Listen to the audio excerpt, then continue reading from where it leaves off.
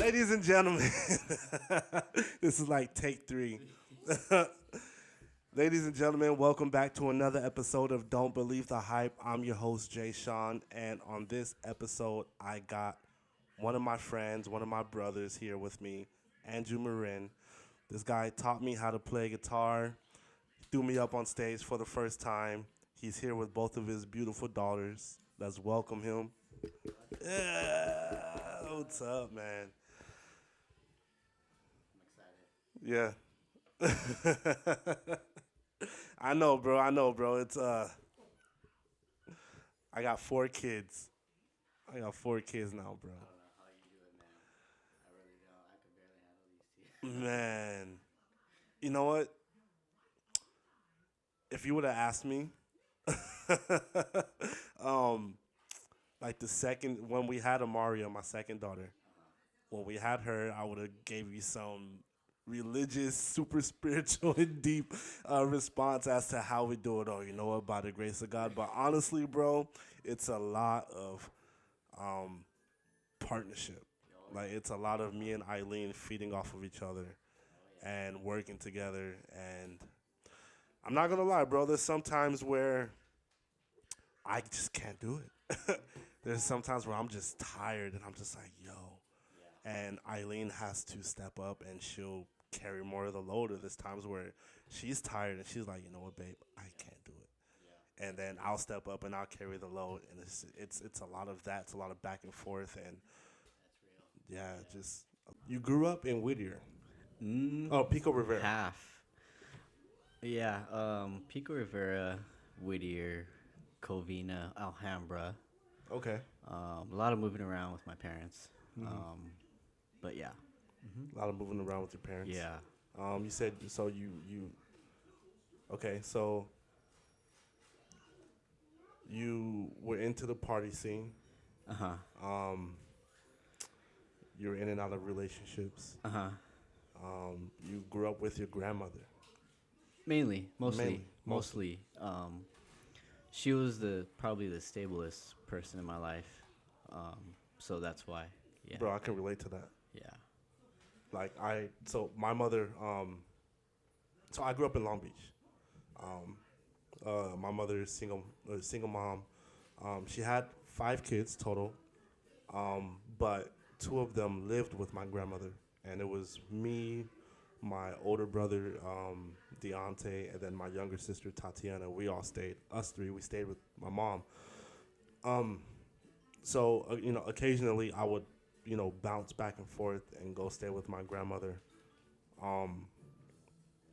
Until I was 17, I actually got kicked out of my house, and I lived with my grandmother, which was like the best time of my life because I've always wanted to live with my grandmother. Because again, like that, like just the type of person that she was, how loving she was. She was a Christian lady, a praying grandmother. She loved the Lord. And yeah, man. So I can relate to that. Yeah. Wow. I didn't know you had that many siblings. Yeah. Okay. I got 5 siblings. Oh, wow. Yeah. Yep. You see, all these years I have. Yeah, that's what I'm saying, bro. Like No idea. we've served alongside each other for years, and like it's crazy because that just recently started to bother me. Because I was like, man, like I've served alongside a lot of people at church, and I was like, but I feel like I barely know them. Like what I know about them is like on the surface. Yeah. But I've never actually like gone deep with anybody and built like deep, meaningful relationships. And I was like, we need to change that. Yeah. Yeah. We can't go into work mode when it comes to serving. You know what I mean? Just build that wall of you're only going to know the serving side of me, and that's it. The church side of me, and that's it. Yeah. And like, I had to say sorry to God because I realized that I wasn't doing life with people. You know what I mean? I wasn't doing life with people, and I felt like people weren't doing life with me. Yeah. And I was like, you know what?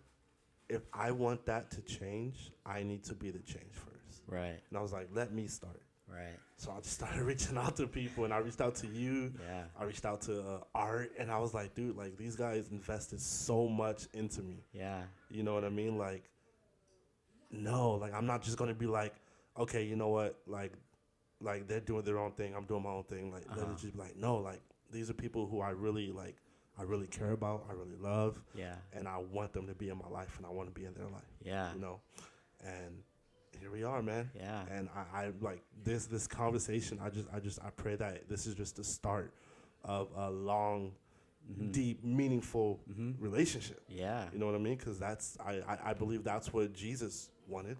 Yeah. You know, that's what, you know, something that God's been revealing to me is that a lot of the times we dehumanize Jesus. We forget that Jesus was a human. Yeah. You know, he let go of all of his divine powers, and he came as a human. He was tempted with the same things that we're tempted with.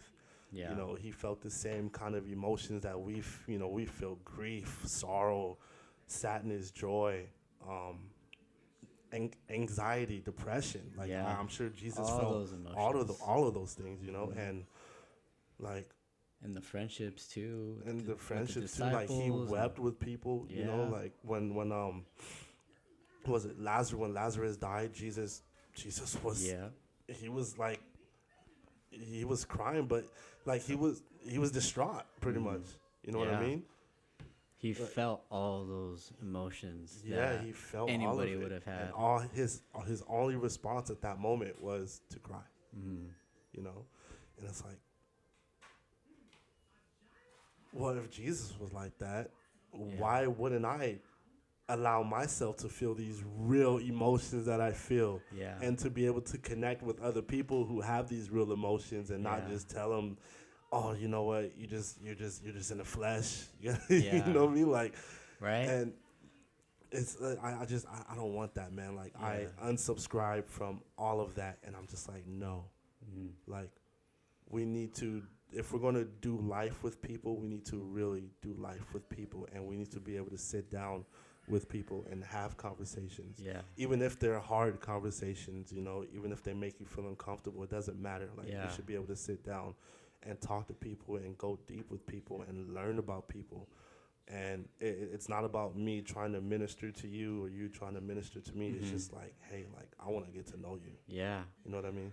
I'm glad you brought that up because I didn't know how to deal with my emotions. I went through a pretty like severe thing in my life, and from it I developed anxiety that I've never had before. I've never had to deal with any sort of anxiety. I had it pretty good, you know. And I would When you get say you had a good life, like I had a life that it wasn't so bad like a lot of people have had it, you know, like I never lost anybody close to me, you know. Just nothing of at that severity, you know. I had it easy, honestly. That's just how I can describe it. Yeah. Out of all the lives, the people that I know, the people that I've gotten to know and that I've helped, I think to myself like, man, you have it way worse than I've ever had. You know, like I've never had to experience all the things that people go through. You know, I had it easy. Like a like a Moses, you know, grew up in the kingdom. Grew up as a prince. Yeah. You know, I kind of share that story like Moses. You know, Okay. like kind of like that. You know, yes, there was some poverty in my life a little bit. You growing up, you know, growing up with like gang infested, you know, cities, and you know, I didn't grow up in a nice part of town at all. You know, yeah, there's a little bit of struggle there, but other than that, I had it easy. God made my life simple and easy still. But now, given what I had to go through recently, I developed anxiety to the point where I would get panic attacks out of nowhere, and I didn't know how to deal with it as a Christian who was not recently saved. I've been saved a little over 10 years now, and I didn't know how. I've never dealt with anxiety before, so I didn't know how to deal with it. I didn't know what I was supposed to feel. I thought I was wrong to feel that way, like, what's wrong with me? Where's my faith level at, like, why am I feeling this way? And I had to understand that Jesus went through the same level, if not more, Yeah. Anxiety that I feel, and that revelation was like, okay, it's okay that I feel this way for right now. It's okay. Yeah. I'm going to get out of it. I'm going to heal, but if Jesus went through it, it's real and it's okay. Yeah. Yeah. Yeah, it is okay. It Yeah. is okay. It is okay. Man, see, bro, that, like, even you sharing, and thank you for sharing, like, that, you struggling with anxiety. Just a couple years ago, just a couple years ago, I had really bad anxiety. And it started, the way it started was so dumb. And I'm gonna share the story with you. I'm embarrassed of it, but you know it's part of my testimony. Yeah. So I went on this streak of doing pre-workout, right? Just using it to help me in the mornings, wake up, do what I gotta do, pray, spend time with the Lord. Not even to work out, just Not even to work just to out. Like, I think I survive. used it to work out maybe twice, and that was it. And then I just started using it to just stay awake and do what I gotta do, take care of business throughout the day. So I started drinking pre-workout, right? And everything's all good. It's not bothering me. There's nothing weird happening to me. I'm not getting jitters or anything. Like, it's doing its job, right? One Sunday, I was so freaking tired. I don't know what we did Saturday, but I was so tired Sunday. I woke up and I chugged a bottle just like that of pre-workout, right? And then I decided, you know what? I feel like this isn't enough. Let me make some coffee. So I made some coffee, and I ended up chugging a cup of coffee, right? And then we ended up having to, we were running late for church. So we started to get the kids ready for church, and we were getting all frantic, and everything was just chaotic, trying to get the kids ready and be out the door and get to church on time. So as I'm driving, like, me and my wife were flustered, we're frustrated, we're irritated, we're just like, okay, let's just get to church. As I'm driving, I'm like, my heart's just like, and then it just starts speeding. I'm like, oh my gosh, I feel like I'm about to die right now. I'm like, babe, I need you to take over because I do not feel okay. Yeah. And I pull over, and then she starts driving, and I'm just like, oh my gosh, like, I'm covering my head. I'm like rolling down the window, sticking my head out the window, like, babe, I can't breathe. And like, my hands start to cramp up. Yeah. My legs start to cramp up, and then like, I feel like I'm about to pass out. And I was like, okay, babe, you need to pull over and you need to call 911 because I think I'm dying right now. So she does that. She pulls over. I get out. I go into this parking structure, and I just lay down flat on the floor. And Hey, this way.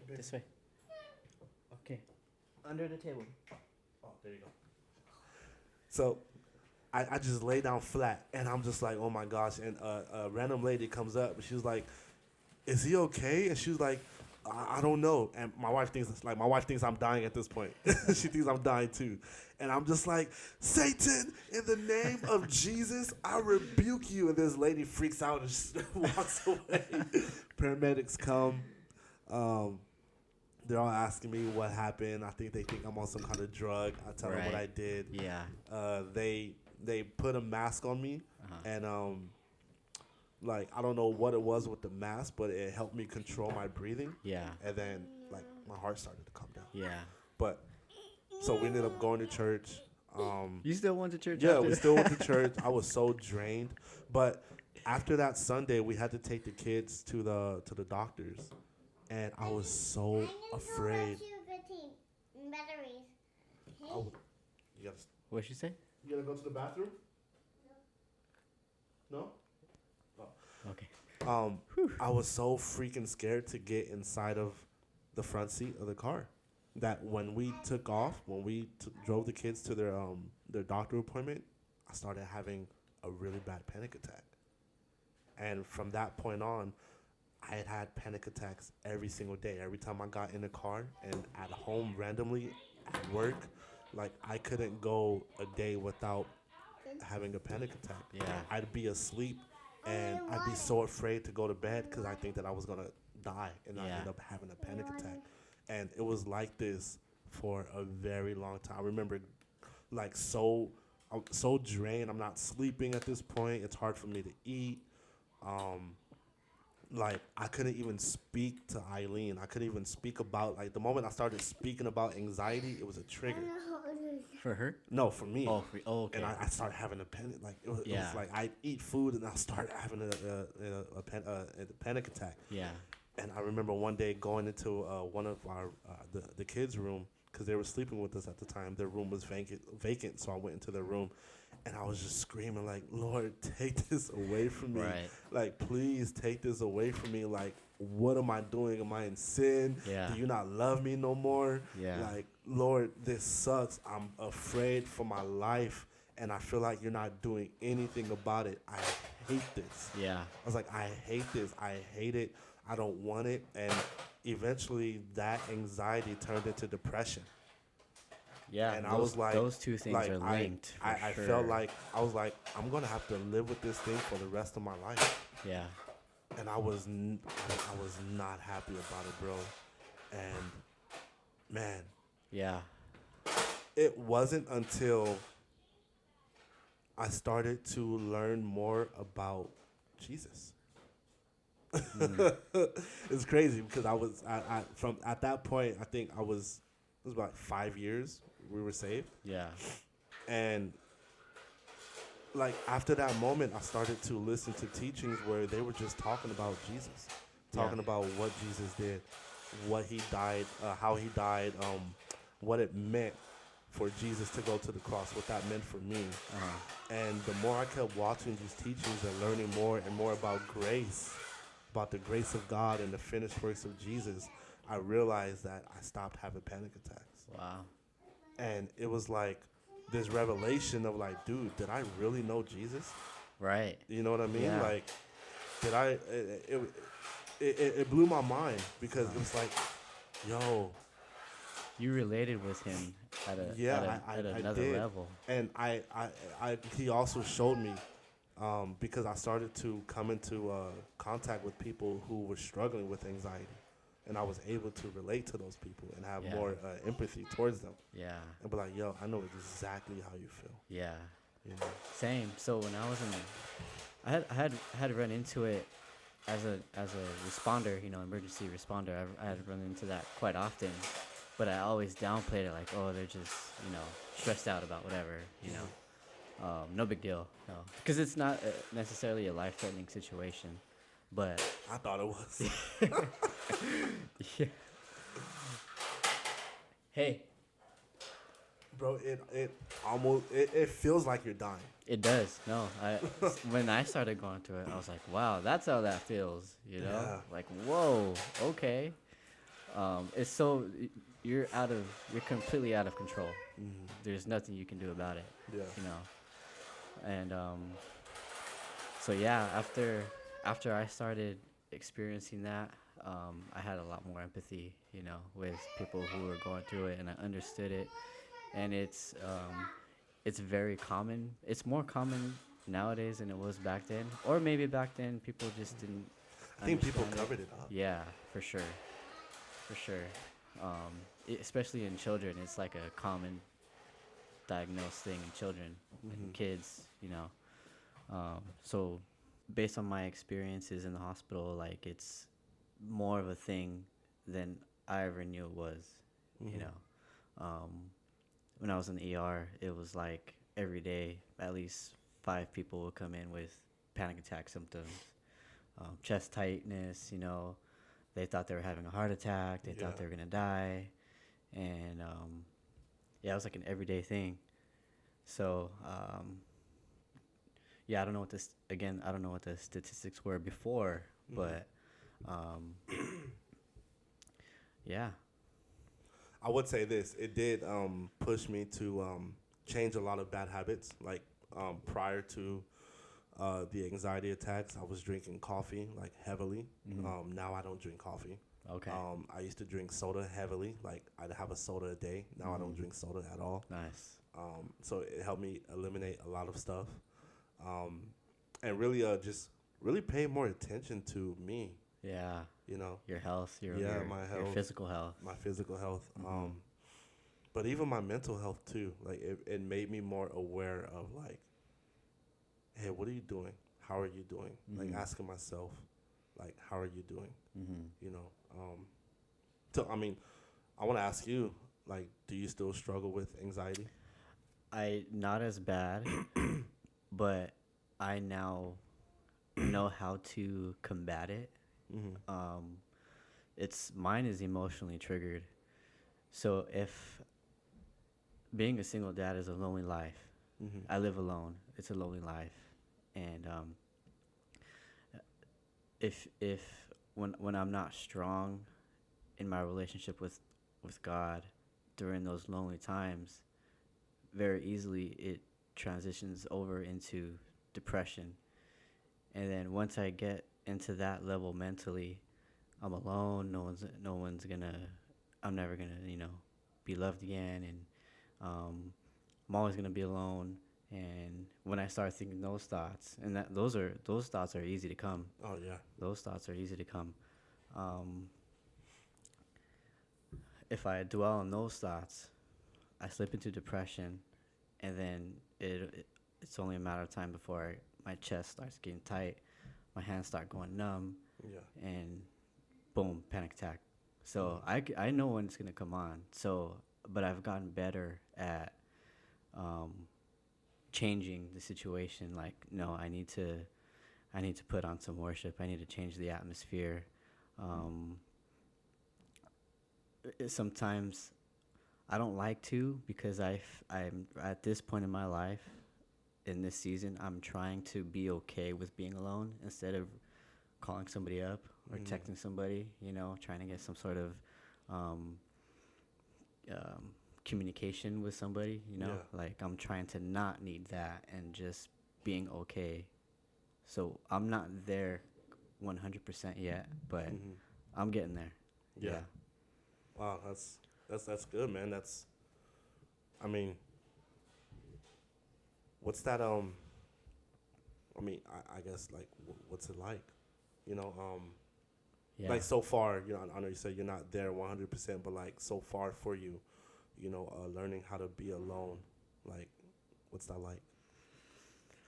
Um, I've never been alone ever in my life.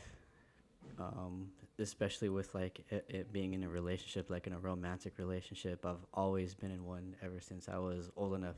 You know, Middle school, high school, always in one. Mm-hmm. Never really went more than a few months without having a girlfriend or whatever.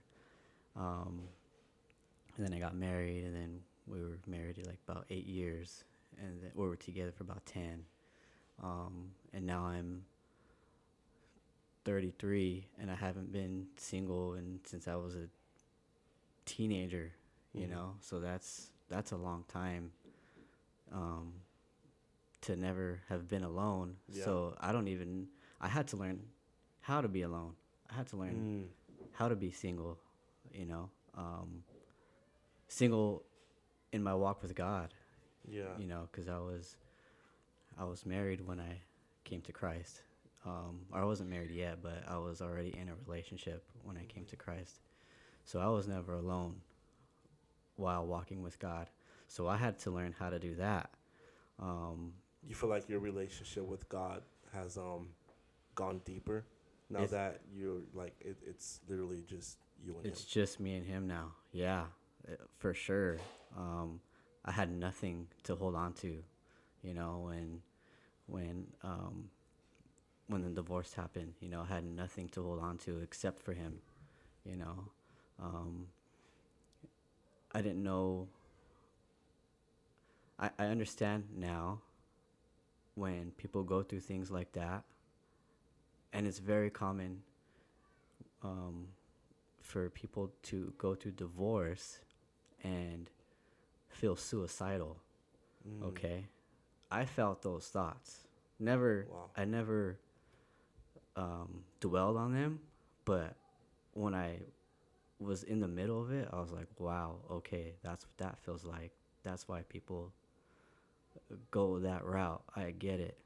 You know, I feel it. Okay. Um, so there was that. Um, not that I was ever suicidal, but the thoughts came. Yeah. Yeah. Um, tempted, I guess you could say. Mm. But that's not something that was hard for me to fight. You know. Yeah. But yeah, I had to. It was just me and God. But in the beginning, I had pushed God away. I was mad at God for sure. You know, I couldn't pray. I Yeah. couldn't read. I couldn't I couldn't worship. I couldn't do anything. I even in the beginning, I even to calm myself, to calm my nerves, I would listen to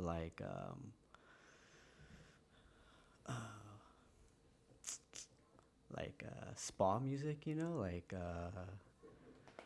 what's it called, like Zen type of music, Okay. like water running, you Yeah. know, like that's what I resorted Bro, to. I put that in. I use that to put the kids to sleep sometimes. What do you mean? You know, I couldn't do anything Christian. I couldn't do anything religious. I could not. Yeah. And I'm not saying that ever helped, but that's just where I was at the time. Hmm. And then little by little, I You started. think God? You think God was You think God was bothered because you didn't have the typical Christian response to what you were going through, what you were feeling? I don't think he was bothered. I think he was heartbroken. In not bothered in a mad at you sense, but heartbroken in a sense, because as a father, and if my daughters don't come to me, you know, that breaks my heart. Hmm. You know, so I that's why I said I understand how it is as a father now, how he feels. Yeah. Um, because he could have helped me through all that, you know, but Yeah. I didn't know how to go to him at the time. My emotions were crazy, you know. My mental status was it was hard, you know. It was a very hard time.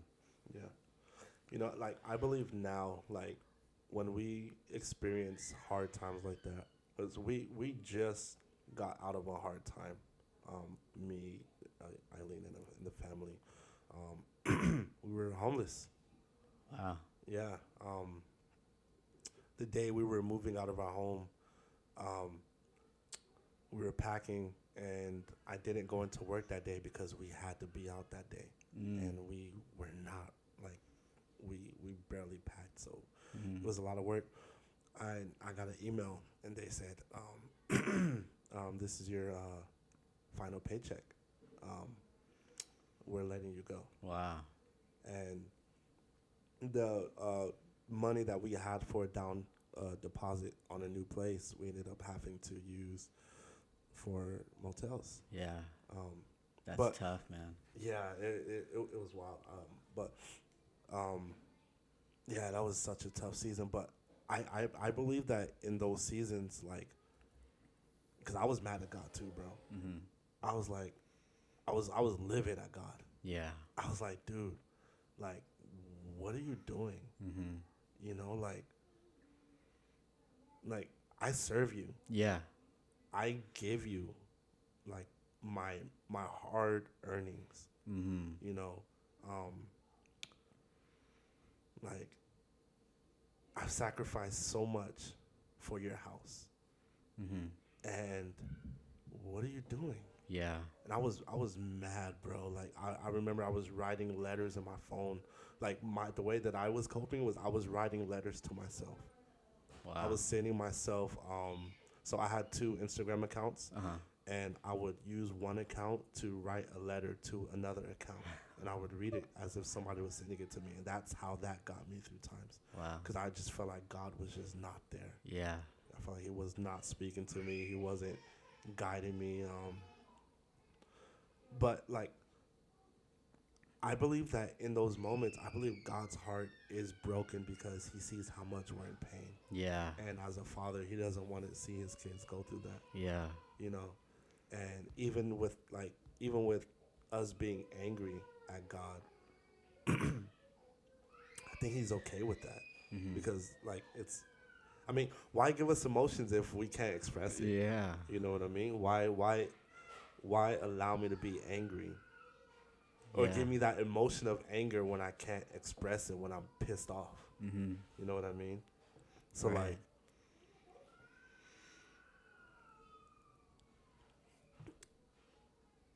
yeah, man, I was pissed. I was pissed off at God, bro. Yeah. I wasn't gonna walk away. Uh huh. I wasn't gonna denounce Him and say, Yeah. you know what, I don't want nothing to do with you anymore. Yeah. I was like, God, I'm mad, and I'm Mhm. mad at you. Yep. Like, I'll get over it, but right now I'm pissed. My, You know what I mean? my words were, "Aren't you gonna do something?" That was my words. That was my. It wasn't even a prayer. It was like, "You gonna do something about this? Like, just gonna. This is what's gonna happen. You're just gonna let this happen, you know?" Yeah, That's how it was for me. yeah.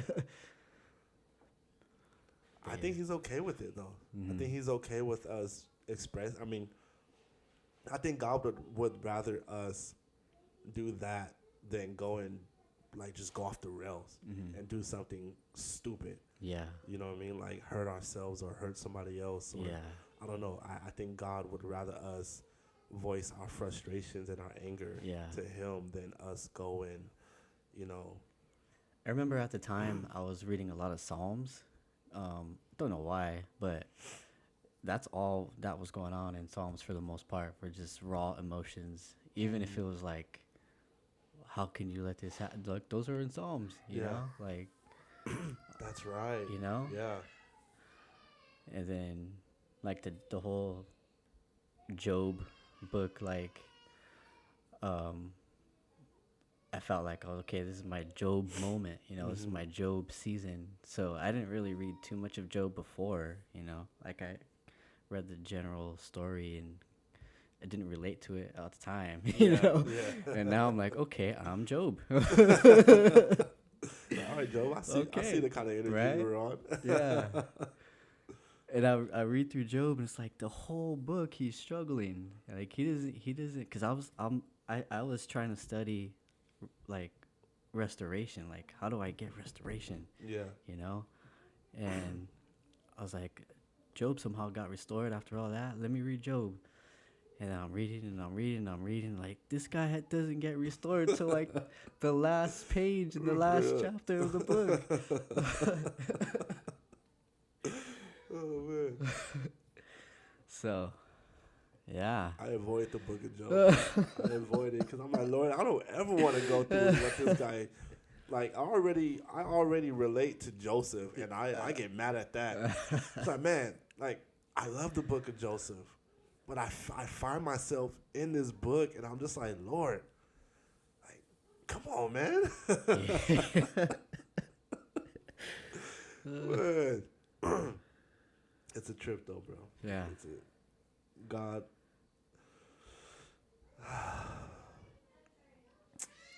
But here you are now. Yeah. Okay. Here I am now. Here you are. Here I am. Yeah.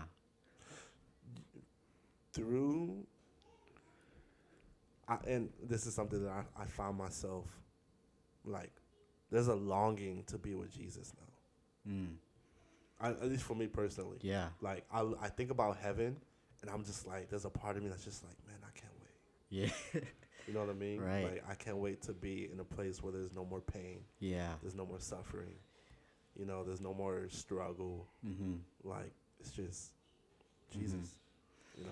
The idea of being in heaven, yeah, I think about that quite often, especially just with not only dealing with my own life, but like I don't like anything of what's going on in the world.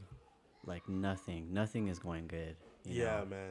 it's like I don't even want to be here Yeah, anymore. exactly, bro. You know, Exactly. so that's how it has been lately for me. Yeah. You know, How has it been like? How are you able to navigate through the world and what it is today? if I didn't know God, I'd be so lost, and I couldn't make sense of it. But because I know God, because I know the Word, it's like this is how it's supposed to be. Like Mm, this is just all this is just what the Word already said. You know, yeah. so it, every time something pops up, it's like okay, like we kind of knew that was coming. It was just a matter of time. You know.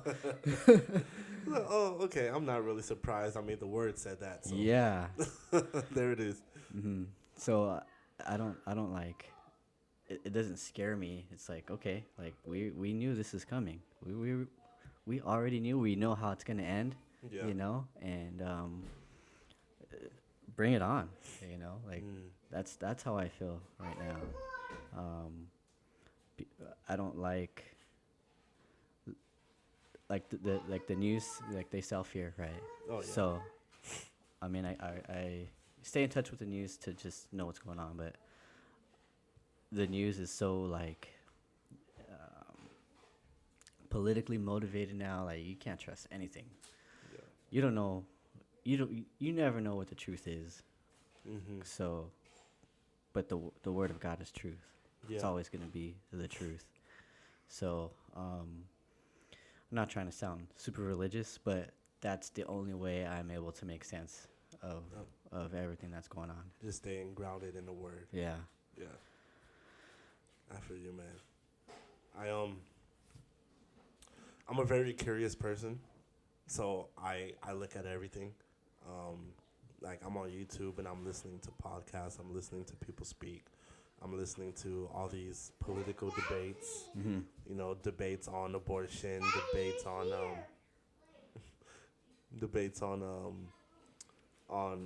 like if abortion should be legal, if it should be illegal. Yeah. It's That's sad, tough. bro. It's It's sad. tough. It like some people's views has me scratching my head, like, and then even the debates, like the debates that go on, Mm-hmm. it's like it's entertaining, but that's all it is. Like it doesn't really change anything. Right. You know, like you're not gonna change the other person's mind. Like you're just wasting your breath. Mm-hmm. You know, but at the same time, like the people who are, like I watched a debate about why abortion. It was a pro life versus a pro choice, right? Okay. And there was a lot of people in the comment section who started the video as pro choice and ended up becoming pro life after watching the Oh debate. wow. You know, so that like God opened my eyes to like how people are looking for the truth. Right. People are looking to be influenced. They're looking for leaders, Yeah. you know, and people are also their eyes are being open to a lot of people who were so-called celebrities, superstars, leaders, but they're really frauds. And Right. people are now becoming aware of these individuals because they're starting to show themselves Yeah. now. And like even though this world is like it's just dark, it's darkness. Like I don't think there's ever been a darker time than now. Mm. But I also believe that this is like a time where God, through His people, is gonna make one of the greatest impacts in Yeah. history. Right. You know what I mean? Like the worse it gets, the more it's really our platform to do His will. You know? Yeah. Like when COVID hit, it was like an opportunity, you know, for people to come to Christ, and a lot did. And then after that, other things started to happen. And then Israel Palestine things, and it's opening up um, dialogues, Yeah. and people are more open. There's a lot of people that are more closed off, but that's what the word says. The world's gonna be shaken, Yeah. you know. So it's when something happens, when something crazy happens.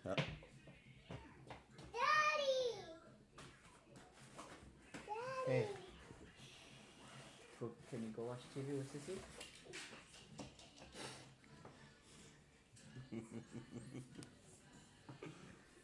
I love it. I love it. That's exactly how Amaria is. Yeah. Yeah. She's that same way. She's like, no. Yeah. Like when she wants that, she's like, I want you. Yeah. And I'm gonna do everything I can to make sure that you pay attention to me. Yeah. It's like you gotta give in. Right. It's all good, bro. This one's the firecracker. You don't know what's gonna happen when she's around. But,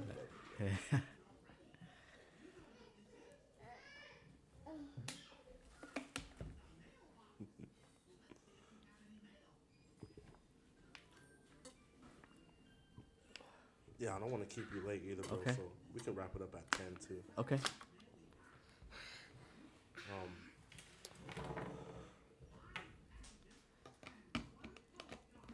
You gotta come back, bro. For sure. You gotta come back. For sure, we gotta do this Sure. again.